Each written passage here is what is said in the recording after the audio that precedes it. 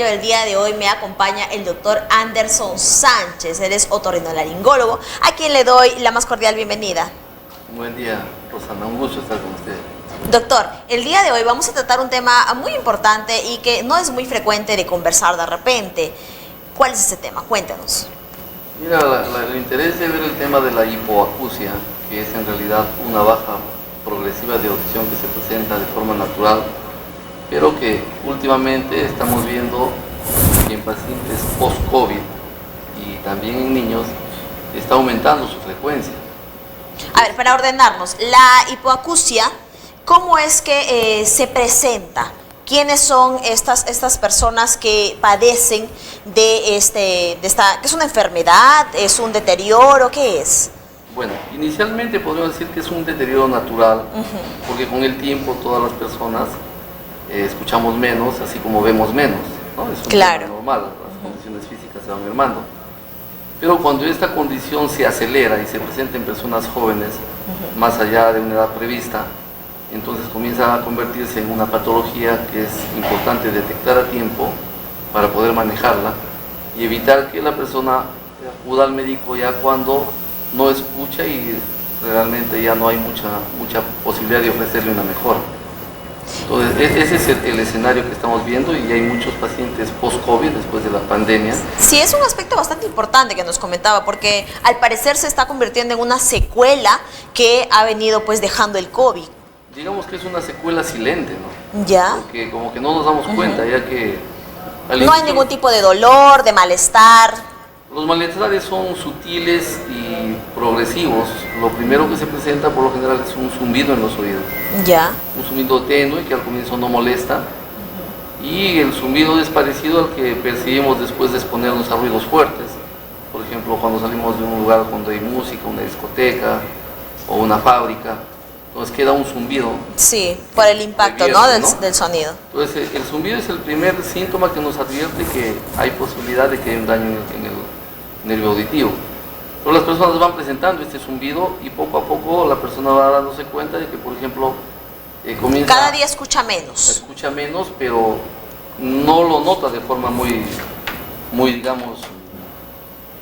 Muy concreta, ¿no? Digamos que es algo progresivo o es sutil. Algo que yo bueno, un día escucho el silbillo ese, claro. o un sonido raro ahí, y a la semana o al mes se me corta totalmente. No necesariamente se corta todo, sino que, por ejemplo, vas comenzando a aumentar el volumen de los artefactos eléctricos del televisor. Y también, doctor, es un aspecto muy importante, y sí me he tocado con este tipo de personas que de repente hablan mucho más fuerte. Claro que sí. ¿No? Sin imaginar que tienen un problema de repente auditivo. Efectivamente, comienzan a levantar la voz, algo parecido como cuando tenemos audífonos y queremos hablar y nos nivelamos con el volumen.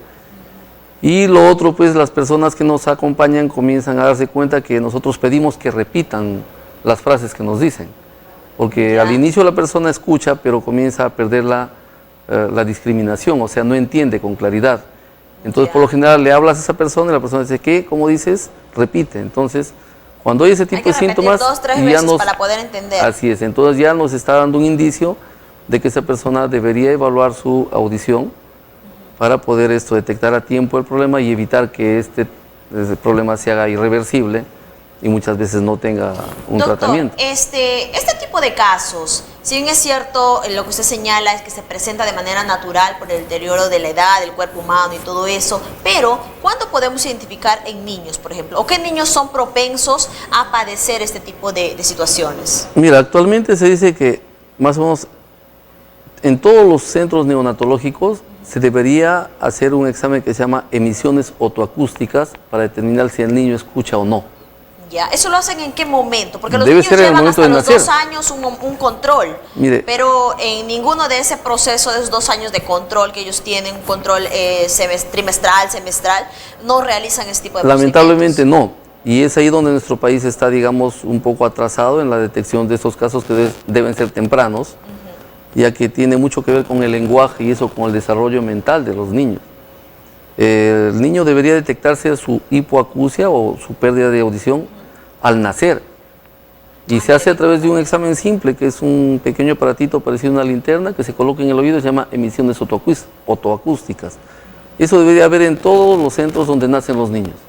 Doctor, y si bien es cierto el COVID, digamos, no ha sido tan agresivo con los niños en todos estos 2 años de pandemia que hemos tenido, porque no han presentado los síntomas y todo eso, sin embargo, hay muchos niños que sí lo han concebido, sí han tenido el virus y que han sido muchas veces asintomáticos. ¿Existe la probabilidad de que estos niños, o ya ha tenido usted casos de niños que han venido pues a presentar esta situación a raíz de...? No, mira, más los casos de baja de audición post-COVID se presentan en adultos. Ah, ya adultos. Y lo que sí te puedo decir es que no tiene mucho que ver con la intensidad de la enfermedad. Ya. O sea, el COVID puede ser intenso o leve y la secuela de hipoacusia no tiene relación con la gravedad del mal. Ah, ok. Pero sí hay una relación en pacientes que sufren este tipo de patologías que terminan muchas veces sintiendo una pérdida de audición, y hay que detectarlos de forma temprana para poder manejar los casos. Doctor, una vez detectado este malestar, esta enfermedad, ¿cómo se trata? ¿Qué hay que hacer? Mira, una vez detectado, lo que se hace primero es una audiometría, es decir, una medición de audición para recibir el diagnóstico. Para diagnosticar precisamente si la baja de audición es intensa o es leve. Ya. Los casos leves, moderados, se tratan con productos farmacológicos tipo betaistina, y en muchos casos se revierte la hipoacusia y en otros, en todo caso, se evita que esta progrese. Ya. Pero en aquellos casos donde ya la pérdida de audición es mayor, digamos hipoacusias mayores de 60 decibeles, porque la audición se mide en decibeles, el volumen se ve en decibeles, lo normal es escuchar a menos de 20 decibeles, pero ya cuando llegas a un margen donde pasas los 60 decibeles para poder escuchar, wow, el triple. ya básicamente ahí ya no hay mucho que hacer. Ya. La persona, lo que hay que hacer es usar audífonos, y justamente es ahí sí a donde es ahí a donde no se quiere llegar exactamente, ¿no?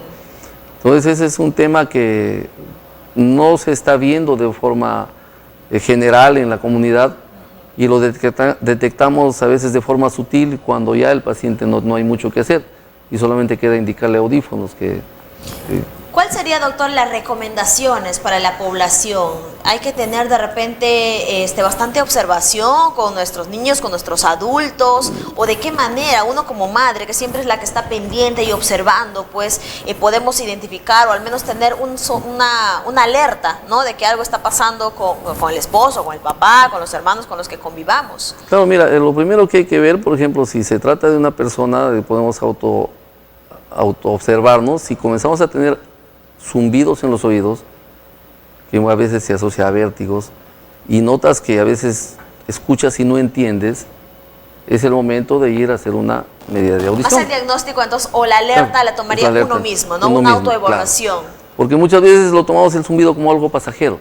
Ya Me va a pasar, incluso se acostumbran al zumbido. Y ya cuando hay pérdida de audición ya no hay nada que hacer. Lo otro es ver en los niños, por ejemplo, o en los adultos mayores, que elevan el volumen del televisor de forma incluso innecesaria para nosotros, e incluso nos molesta, decimos, baja el volumen. Si una persona eleva el volumen, sordo, ¿no? Es porque no escucha bien, ¿no? Entonces, son signos que en casa debemos darnos cuenta y no esperar que ya la persona pues no entienda o se aísle, porque muchas veces lo que observamos es en los niños que los tomamos como que no atiende. Ya. Muchos de los fenómenos que decimos pérdida de atención, que el niño no entiende, qué sé yo, es porque no escucha bien. Y eso trae problemas no va a entender absolutamente nada. En su, digamos, rendimiento escolar, su enseñanza-aprendizaje. Y en el adulto, por lo general, se aísla. Por ejemplo, el adulto mayor que no escucha bien, ya no se siente cómodo en las reuniones. Trate de aislarse porque no entiende, le molesta, y muchas veces cuando nos pide que le repitamos, no tenemos paciencia y lo dejamos de lado. Entonces la persona termina aislándose y muchas veces llegan a cuadros depresivos, los ancianos, ¿no? Entonces mira, son temas que son sutiles, pero que tienen mucho que ver con la calidad de vida, tanto del adulto mayor, de la persona que tiene actividad económica, social, y también de los niños, porque es importante para su aprendizaje. Así es. Doctor, muchas gracias. Hemos podido conocer un tema bastante importante gracias a Cuerpo Medic Te Cuida. ¿Alguna recomendación que puedas dejarnos? Bueno, agradecer a ustedes y definitivamente estar atento a los signos de alarma, como les decía, ¿no? Ver si el niño eleva el volumen de los aparatos electrónicos, muchas veces prefiere usar audífonos antes que el ruido ambiental porque ahí escucha mucho mejor para escuchar su música, o cuando piden que se lo repitan las cosas, hay que pensar que hay una posibilidad de que esa persona esté sufriendo de una baja de audición y es necesario evaluarla a tiempo. Muy bien, doctor, muchas gracias. Gracias a Corpomedic, te cuida por esta información.